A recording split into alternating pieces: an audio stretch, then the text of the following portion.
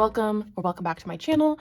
I'm just throwing in this quick little intro because the video I filmed yesterday, I decided to split into two parts. So please be sure to go check out part 1 where I talk about my first 30 days of cash budgeting.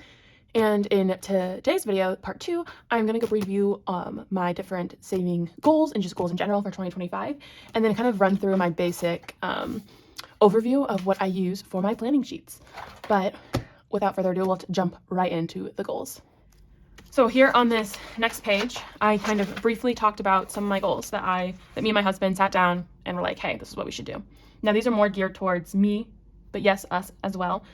The funds that I do play with per se is both of our money. Okay, we currently kind of combine our finances in a way, and so I am saving extra with both of our money. But so if it says it's kind of both of us, but I broken it down to short-term and long-term goals. Now, I'm not a goal person, so this was really hard for me to do. But if you're going to be motivated, if you're actually wanting to make this work, you need to write down some goals.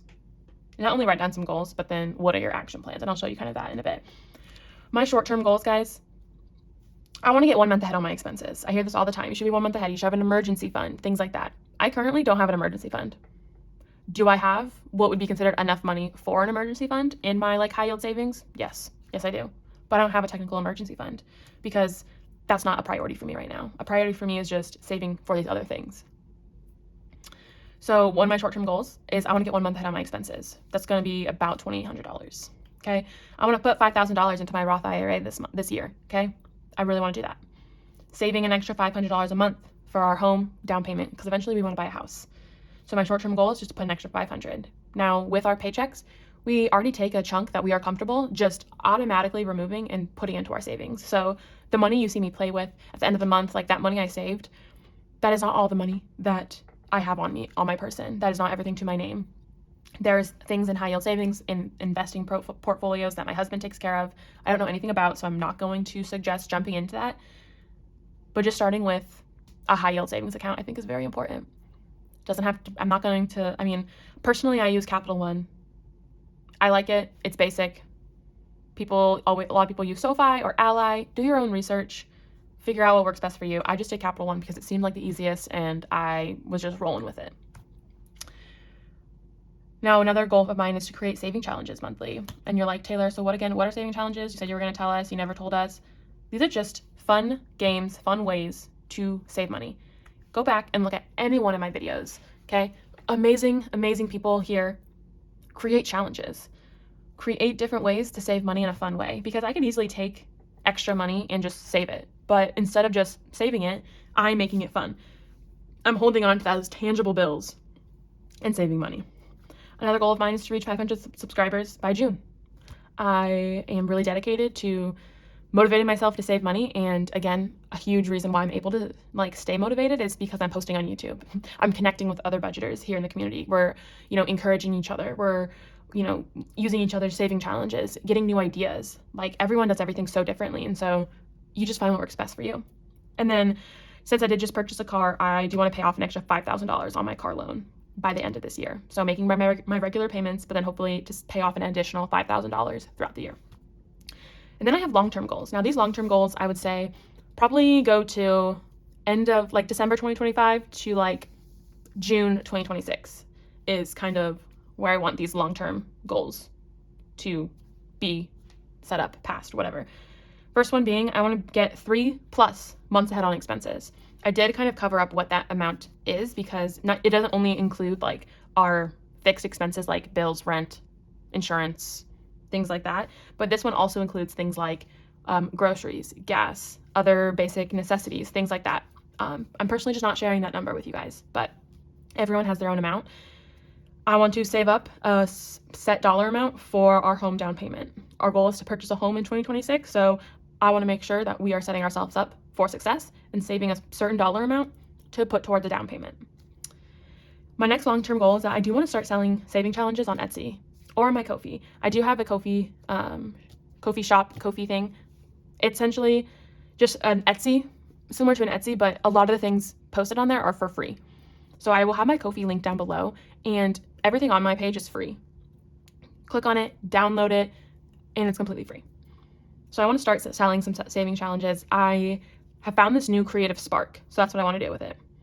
Long-term goals, I want to become monetized on YouTube. If I could pick a date, I want to, by the time 2026 rolls around, like on my 1 year anniversary, posting videos here on YouTube, starting my cash budgeting journey, my goal is to become monetized. In order to become monetized, I need 1,000 subscribers and I need 4,000 public watch hours on my videos. Right now I have, last time I checked, as of this morning, I have like 126 subscribers and I have like maybe 200 something watch hours, which is very good for just doing this for a month with 0 subscribers at the beginning. And then I want to save money so me and my husband can travel to Japan before we begin trying to, grow our family. So those are my short-term and long-term goals. Now, when you make goals, it's not only just writing them down and forgetting about them. All right, I found this goal action plan. Again, I found this on Canva template. I will link all the different creators that made these down below for all of my stuff. This one I didn't tweak at all. Sometimes I tweak them to better fit me and my needs, but I'm always going to be giving credit to those who originally made it because I didn't know how I was going to make one up. People make them all the time. So I just found one I think I like. I'm going to use it. If I don't like it, I'm going to make my own. I'm going to adjust it to make it fit my personal use for it. All right. So this goal action plan, you've heard of, I'm sure you've heard of SMART goals. Now, I hate that term. I'm not doing a SMART goal. Okay. I will be writing out my goal. And so I'll kind of show you an example of one of them. I'm not going to be sharing all of my goal action plans with you guys because they are kind of personal and too tailored towards me. I'm willing to share a lot about my journey and how I'm doing and things like that, but there are some things that I do want to keep private. But I'm going to go ahead and show you the one I did start. So a goal action plan. My goal, I started this technically the 4th. I put the 1st. Okay. My primary goal is to get 1 month ahead on all monthly expenses. This is with the goal of then getting 2 and lastly 3+ months ahead in case of any situation were to pop up. Okay, that's my goal. I love how they have a goal progress where I can kind of fill in how I'm doing. Now this one, it is only for my 1 month ahead, that short-term goal. Okay, with the idea of getting 2 to 3, that's my long-term goal. But once I complete my short-term goal, I will create another one for those other goals. It has action steps. If you don't plan out how you're going to reach this goal, how do you expect to reach your goal? Things just don't happen. Money just doesn't appear out of nowhere, guys. All right. So some of the action steps I had, and again, I'm not perfect. Don't think because this is my way that it's going to work for you. It's not going. That might work. That might not work. Okay. But some of my action steps is I'm going to assign certain challenges to my month ahead binder. All right. So right now, currently in my budget, I am not setting aside a certain amount for my month ahead because I currently am setting aside money for my other things. However, right now I do have, a travel binder that plans to go to travel. I have specific future savings that's going towards home down payment, car loan, my Roth IRA. I have certain days, certain challenges, certain things set aside for certain goals, certain things. How many times can I say certain things, guys? But I want to start dedicating at least some of the smaller ones to my month ahead binder. So either maybe some of my mini or monthly ones or my subscriber freebies, something. I want to start assigning them certain challenges to my month ahead binder. Now there's so many free or low trackers that you can download for your month ahead binder. However, I want to be able to create my own unique trackers so I can find a way to save and make it fun. That is the bottom line. Why I've been keeping doing this. I'm having fun doing it. I'm playing games. I'm completing challenges. I'm having fun. If you're not having fun doing a budget, doing all this stuff, how do you expect to make it happen long term? At least that's crazy for me, at least. I am going to be doing a modified snowball effect on which expenses that I have, what to do next. I'm hoping to finish up my trackers here soon, so that way I can kind of do a walkthrough of my month ahead binder and get some money funded in there. And I am going to prioritize stuffing this category twice a month. So what that means is at the end of the month is when I start reallocating my funds. So I will be able to take some of those funds and stuff that for the first half of the month. But I will need to, even if it's a small amount of money or if it's any rollover money or extra money that I find, I am going to have to look for it to then prioritize stuffing this binder that second time that month, okay? Possible obstacles. I love this part and how we're going to overcome those obstacles. Possible obstacles for me is I'm making very slow progress. For me, it's hard for me to play the long game, okay? I want to see quick results. Not quick results in the amount of like saving a shit ton of money. Well, I mean, slightly, but I love, different box saving challenges, and I love like the bigger saving books and things like that. However, if I'm not seeing progress quickly, I'm going to get bored. So I need to find a way to continue on and not necessarily finish these really quick, but I want to be able to see that I'm making progress. How am I going to overcome this? I'm going to be using funds from other days to fund this, okay? So instead of playing with $200 maybe for Sunday game day, I might be only playing with $150. So I can take $50 and put it in this month ahead so I am able to achieve those goals. I'm going to make the icons worth less on my unique trackers, okay? I might have to do 3 different trackers in order to successfully fully fund that. And for me, that's okay, because when I'm able to visually see myself making progress, I get more motivated and I'm more likely to save more, spend less, and do it. It gives the illusion of spending and saving more money. So those are my plans to overcome my obstacles. I also have a bunch of these are written out for all my other goals. However, I'm not going to be sharing those due to I want to keep those just for me and my family. A quick overview of my budget is, again, I found some of these, again, off Canva, free digital downloads. I didn't do much when it comes to it, but generally how this is laid out is I have my chapter 1, January, okay? My first page is this bill payment. Now these are all blank because I'm just kind of showing you a quick overview of what I am using for right now until I am able to navigate the level of what I want to share with you guys. Bills. So this can be for your bills, yes. Generally bills tend to be about the same price, but I use this also to write down the bills of the previous month as well as all my subscriptions, because again, you forget about subscriptions all the time. So I write down how much they are, the due date, so then that also helps me track, am I using my subscriptions accordingly or am I not? Okay. This is the budget planner breakdown that I use.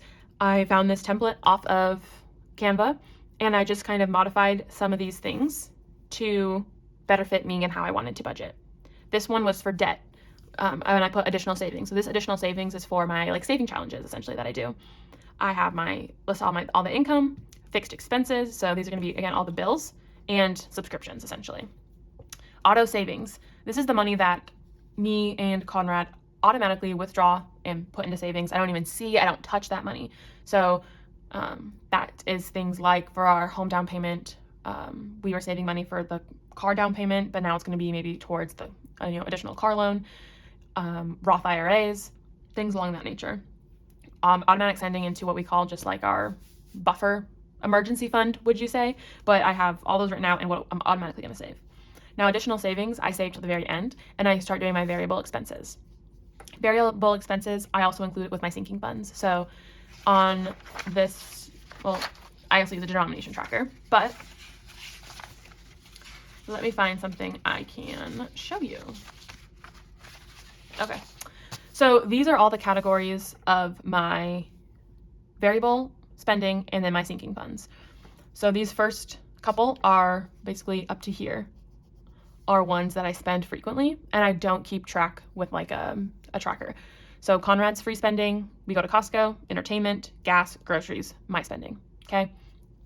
And then these are all of our different sinking funds. We have our short-term ones that we're grabbing from more often, and then we have our longer-term ones that we don't tend to grab as often. And so I use this sheet to kind of play around with the numbers before I then go in and enter in the amounts here. So that's how I kind of do it. I can play around, I can write all I need to, and then I use a denomination tracker. So then I write down all my variable expenses categories and then my long-term, short-term sinking funds, how much total I've kind of did for that, and then the budget breakdown.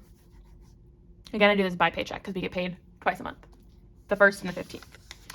I also break down, because I do like to, when I am able to have those extra savings, I use them to play games. So instead of saving extra for straight savings, we have that set amount, and then anything extra I put towards saving challenges. So I kind of write down the date or like the type of video it's going to be, the total that I'm playing with, and then what I need for my cash denominations. Conrad also does his own personal tracking. So that's how I'm able to add up for cash stuffing. And then at the end of the month, I have the completed saving challenges. So I do save them up. I created this myself. I found a couple, I didn't like them. I was like, it's just not fitting me. So I just made this myself. Name of the challenge there, the amount that was saved, and my reallocation location. Now you'll notice a lot of these are going into high yield savings, was for the home, for car, Roth IRA, things like that. Some of them are for our long-term travel sinking funds, you know, going on, you know, dates, extra money for Costco, extra money for clothing, things like that. In January, guys, I was able to, I was able to save actually $1,796. Now, I don't know if you guys can see that very well, so I'm going to bring it up closer to y'all. $1,796. I completed 18 full challenges. That is absolutely insane, absolutely bonkers. Now, this isn't all the saving challenges I put money towards. There are some that, you know, obviously I did not finish all in a month. So I'm hoping I can finish them in February, and so I'll count that as February completed challenges. So I'm very proud that that between Conrad and I, we did 18 saving challenges. Like, that's insane. And then that's kind of basically it. And then start over at the new month. And that pretty much sums up this video. Now, I'm sure this was a very long-winded video. I might end up breaking this into 2 videos. If I see necessary, I might just do like my pros and cons and then my like overview on like goals and things in 2 different ones. But all in all, just start. If you have any questions and like, hey, like Taylor, can I actually have some additional help, whatever, setting it up, I'm more than happy to help. But I also just want to remind you guys that I am not a financial advisor. I don't know. All I know is that I'm having a lot of fun, and I'm saving more than I ever thought I would. Okay. My main goal is not to pay off all my debt. And that's only because I have student loan debt, and then I guess now I have my car loan. But that's not why I started this journey. And it's not only for debt, guys. If you aren't in debt, that is amazing. Now let's use this system to save. So that way you're able to impulse and spend. All right. I hope I covered everything you had wished. If you have any other questions or things like that, please leave them in the comments down below. If you are interested in watching me continue on with my journey, please hit that subscribe button. Give this video a like. I love to interact with you guys in the comments. I read every single one and I respond as fast as I can. Sometimes it is 2 days later. I don't know how some people have so much time to watch YouTube videos. I'm very jealous. A lot of the times I do have them playing on in the backgrounds, but that's enough. Again, I'm going to list out a bunch of other budgeting YouTubers down below of various income to gain some inspiration from. These are the people I first started watching that I was like, I can do this. Like, they made it so fun. Their energy is like so alive. All right. So you guys hopefully can gain some inspiration. If I can just reach one of you to take a look into this, just take a look into it, that's good enough for me. Because who knows, I might not do this 3 months from now, but I'm hoping I will. And just get started. Just see what you can save in a month. You'd be surprised. I know I was, for sure. That's all for today, folks. Sorry for this long-winded video. I have so many other videos on my page about my cash stuffing process, me playing a bunch of saving games, things along that nature. Until I talk to y'all again, I hope you guys have a great day, a great night, a great week, weekend, great time, whatever you're doing, wherever you are. And until next time, bye guys.